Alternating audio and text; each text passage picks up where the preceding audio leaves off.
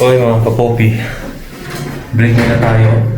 So busy sa medicine and I'm glad na nakatakas tayo para mag-break. Actually, I'm going for break mga 45 minutes to an hour kasi nga busy so let's enjoy. Okay mga kapopi, let's check kung anong baon natin ngayon. So ang baon natin ay tingnan natin kasi actually marami akong pagkain dito.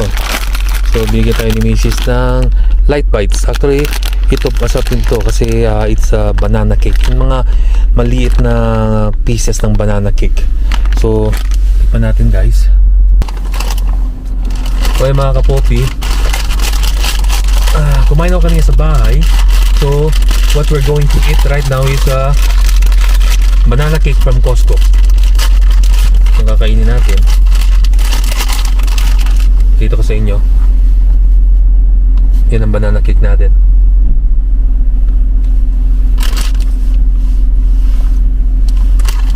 Masarap kasi bite size lang siya.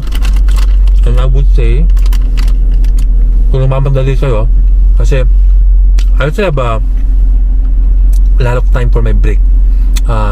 Kasi 45 minutes or gagawin ko na ng 1 hour kasi yung kasamaan ko nag 1 hour na siya mga kapopi. So mag 1 hour din tayo.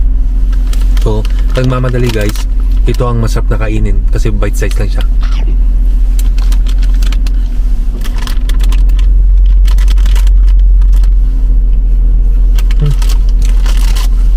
Sarap kumain pag gutom.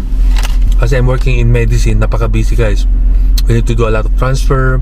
We need to do a lot of washing, clean up. Of course, you need to answer call bells. So, busy ang mga nurses. Busy kami. But we work as a team. Kaya lang kapagod. Yeah. Pwede natin kainin.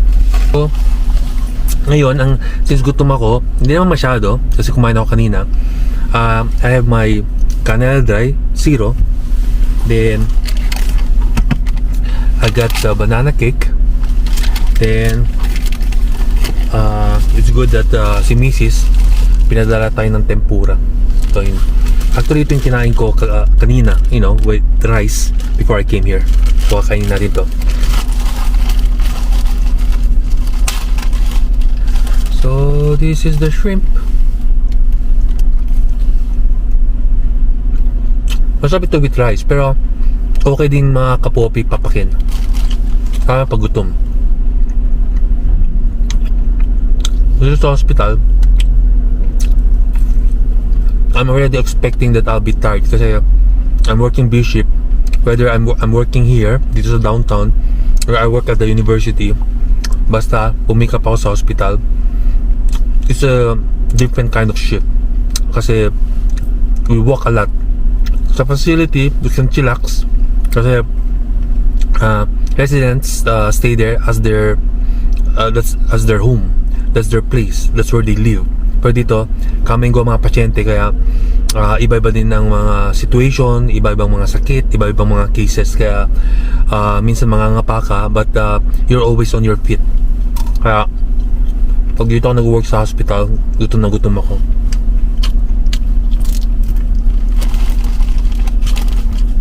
Maybe I'll just eat 2.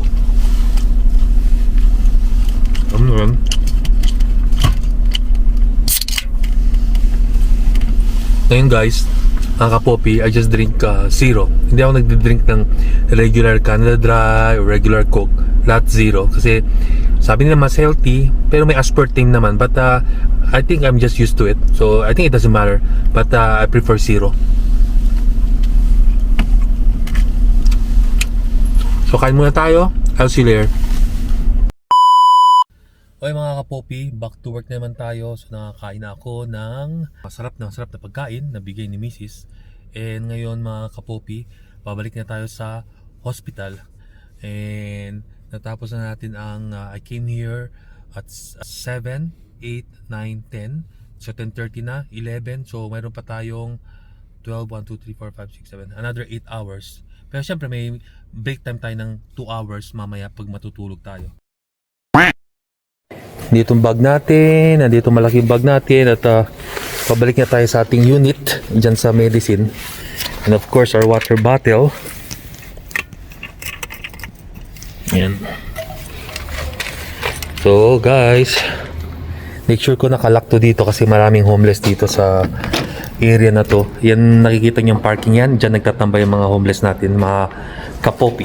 Kaya dapat talaga dito mong kalimutan ang kotse mo open kasi pumapasok sila.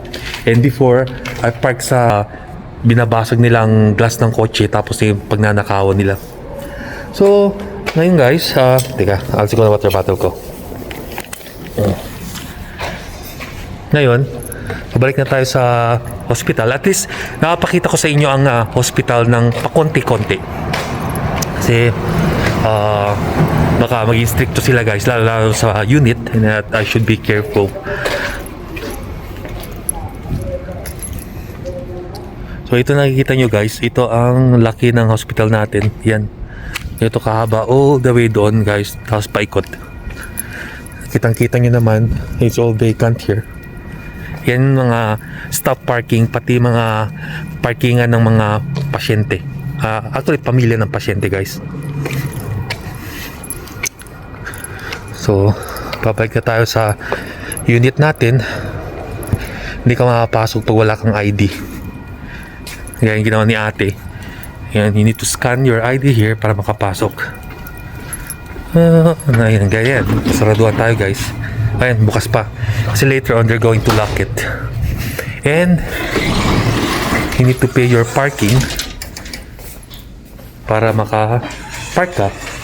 But if you don't have money to pay, they can also do online para mabayaran ng parking. So make sure ko lang na malako yung aking kotse kasi mahirap na guys. Yan, nalak na natin. Si Mrs. actually hindi ako pinabayad ng parking dito, so nagbayad na lang siya through online. Yan guys. And lakad lang tayo papuntang cafeteria. At mag-washroom tayo.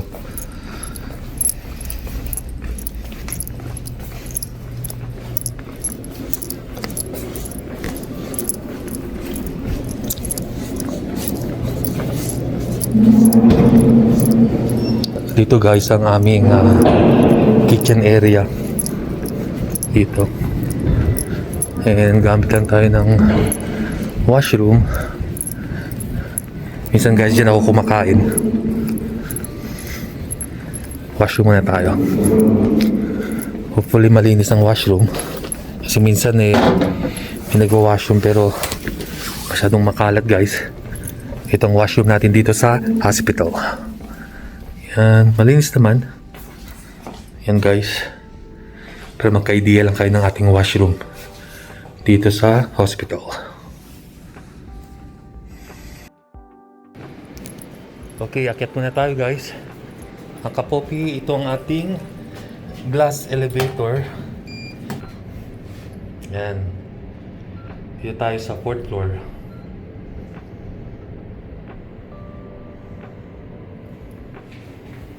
Mamaya ko na mapapakita sa inyo kung anong ginagawa natin sa unit guys kasi mapagbawalan tayo. Pasulyap-sulyap lang guys.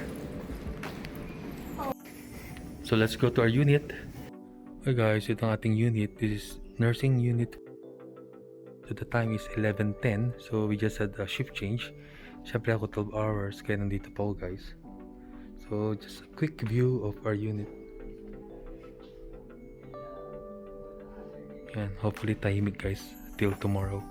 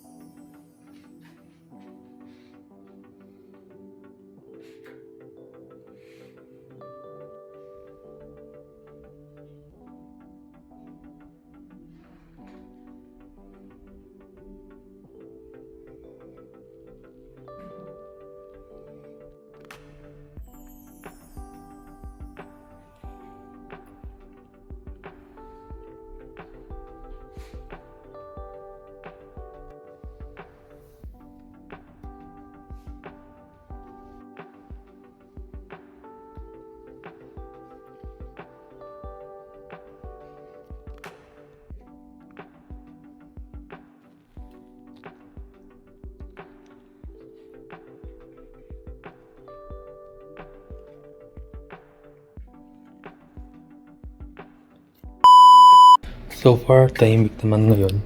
So, lahat natutulog and hopefully less ng tawag kasi nga kanina malapit pa ako maumbag ng isang pasyente kasi nagwawala. So, it's good that the nurse gave him medication to calm him down.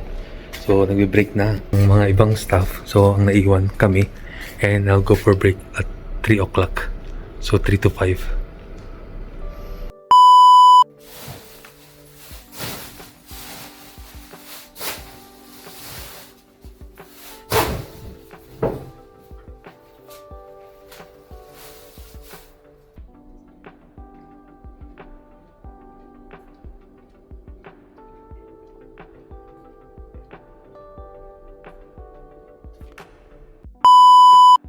Kung may tumatawag mga kapopi, yan po. Ayan ang ating call bell, umiilaw yan. Hanggat magbiblink yan ng mabilis kasi wala pang pumupunta. Kaya pumuntang nurse kasi tumatawag yung pasyente dyan at napakakulit guys.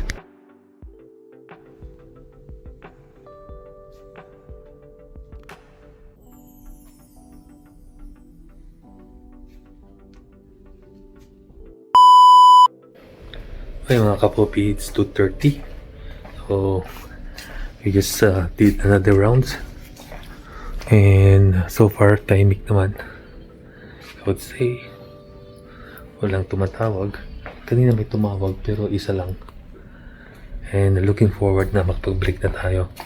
So nag-rounds lang tayo, so, okay lahat kaya no problem mga kapopi. Few minutes, 30 minutes mapagpahinga na tayo.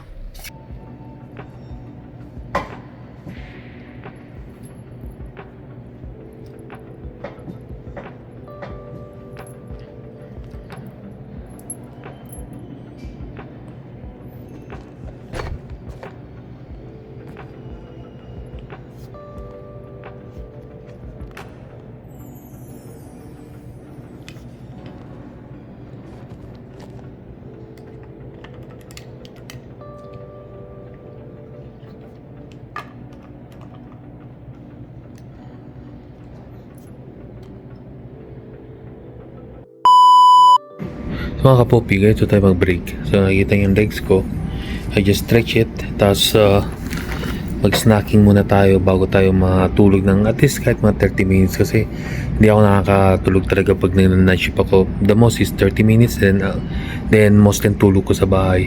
So this is where I take my break. Nakikita nyo naman, so we don't have a bed of course.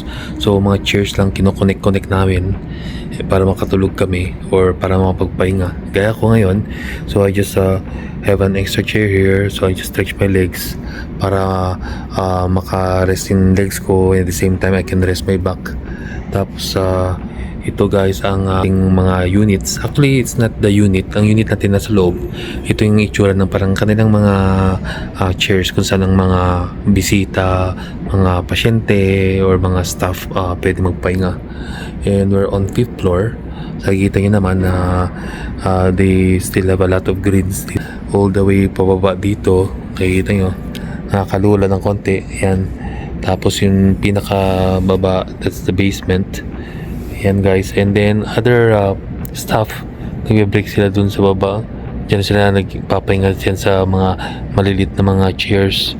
Instruction nila ang legs nila guys. Yan. This is a pretty big hospital guys. Again, that's how it is guys. Parang nagutom ata ako. Kanina pinapadala ko ng kanin ni Macy's, kaya lang kalimutan ko. Diyan tinala ko guys. Meron ako Cornix. Then I also got this bar na masarap na source ng pagkain. Tubig. So, kulang guys. Gutom pa ako.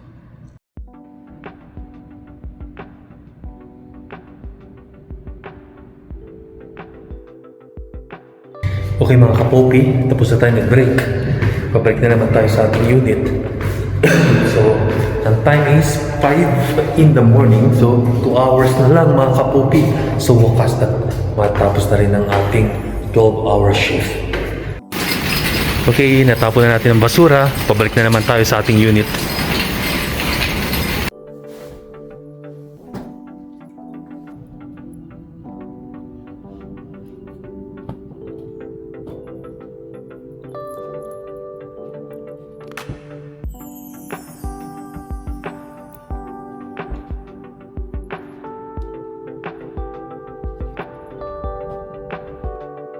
Time check, it's 6:04 in the morning. So tapos na tayo mga kapopi. So we're more on filling in the supplies and then answer call bells, check the patients if they need water, and wait for the nurse if they have any directives or instruction that we need to follow.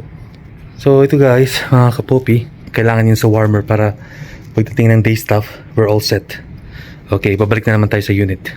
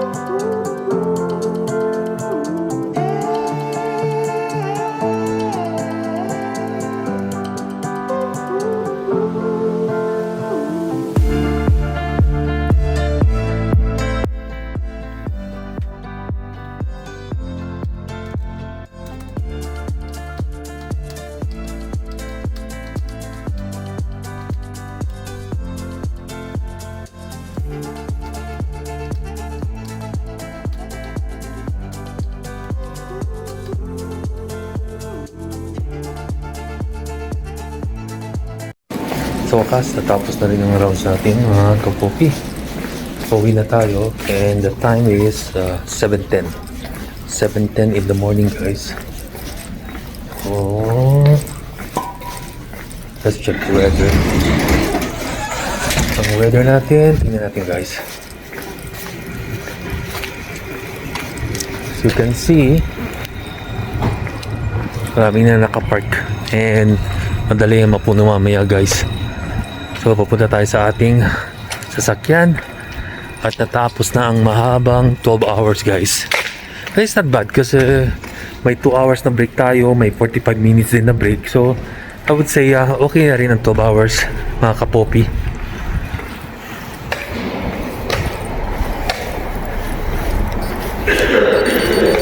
Ditong security. Dadaan sila mamaya. Ayan. Ayan, security. Nangukot-ikot yan sila. Mga kapopi. So ngayon, I'm glad at natapos ng shift natin. That's how it goes. Every time we pick up a 12-hour shift. Guys. Tapos na rin. Tapos na sa wakas ang ating 12-hour shift guys. So mababa din yun. So I work from 7 in the evening till 7 in the morning. So ang weather ay maging sunny mamaya kasi they said that the weather will be good this weekend. So now it's Friday and we're going to have a very nice weather so that I can enjoy my day off sa Sunday. But at least I didn't pick up any shift on Friday and Saturday. Meron tayo pang gabi but I didn't pick up any shift. And Sunday, the whole day off tayo guys.